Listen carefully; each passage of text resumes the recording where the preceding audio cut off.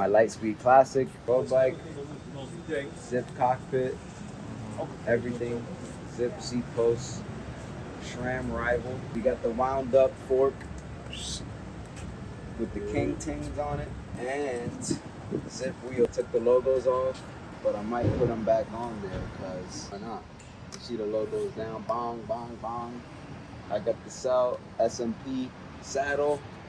This is a woman's saddle, but you know, it keeps the boys nice and comfy, you know.